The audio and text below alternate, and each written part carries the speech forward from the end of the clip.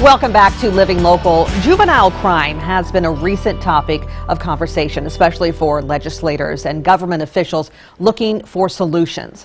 While Vera French Community Mental Health Center has a program aimed at trying to reduce crimes committed by young people. And here to tell us more is Dr. Rich Whitaker in this segment sponsored by Vera French. Thank you, Dr. Whitaker, for coming in today. You're welcome. Thanks for having me. So this program we're talking about today is called multi-system therapies. Tell us a little bit more about that and how it got started. So multi-systemic therapy has been around for about 30 years in the U.S. It's now all over the country. It's all over the world, actually. It's been in 34 other states and now Iowa for the last couple of years. Vera French was, we were the first ones to bring multi-systemic therapy to Iowa. But it is an evidence-based, research-backed program.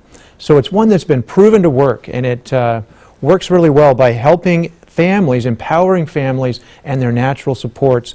It fixes the systematic problems, gets at the root cause. All right, so how does MST, multi-system therapy, help, partner with families who might be reluctant to accept a professional into their home? Well, MST treats people with respect and dignity, recognizes that they're not the problem, they're the solution.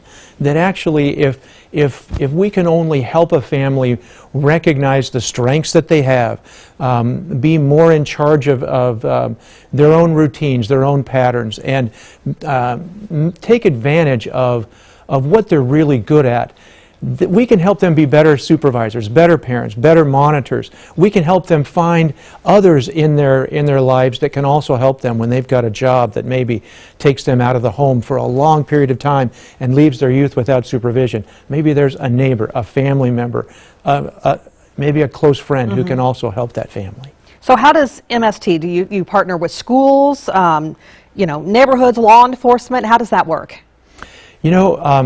One of the things that I think is super important to recognize is that MST helps schools to be successful. It actually provides them with supports because schools are trying to educate. That is their primary function. Well, if MST can partner with a school, then they can do that better. If they can partner with the neighborhood, they can find pro-social activities for the youth to engage, so they don't have so much free time, downtime. Yeah. They can partner with law enforcement because MST responds 24/7.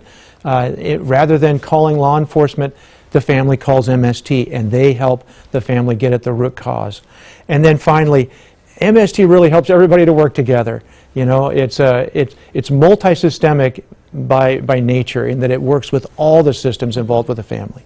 Yeah, for success in the long run. Absolutely. It's really a win-win. So who pays for MST, and how does the cost maybe compare to other alternatives for, at-risk youth and their families? Well, currently in Iowa, MST is only in our area, in the Quad Cities. And we have funding from the Juvenile Court Services, we have funding from the region, funding from the Mental Health Block Grant, funding from some grantors. Actually, we were started by grants from Genesis Philanthropy, by grants from RDA, the SCRA, and from Hubble Waterman Foundation. But ultimately, for MST to be sustainable, it has to be funded by Medicaid. And in 30 some odd states, it is funded by Medicaid. Not in Iowa yet, but there's a law that's working its way through the House and hopefully through the Senate that will actually get Medicaid coverage for MST in Iowa. Yeah, that would be so great. Cross our fingers, right? So how many kids and families have received the services so far, and what does the success rates look like? That's the really exciting thing. We've served 107 youth and families here in Scott County and in the region. We have been able to have success with 91% of those families where they have engaged with MST, finished the 5-month program, and successfully are still in the homes, in school or working. Maybe if there was substance use, they're not using substances.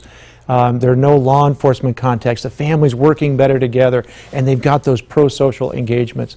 And you know what? 2 years later, we're not able to contact all the families, but 67% are still doing all of those things, still doing well 2 years after discharge. Wow. So you're keeping up with those families and keeping in touch with As them best well. we can, and, Yeah. out of the ones we've been able to contact, they're all doing well, Yeah. but that's only been about 67%. Yeah. So that's the best we can say right now, is that 2 years later, that's 2/3 are still Yeah. doing well. Yeah, that's remarkable, and what a great multi-system therapy. That's so great for Iowa. And Dr. Whitaker, thank you so much for coming in and explaining that to us and educating us.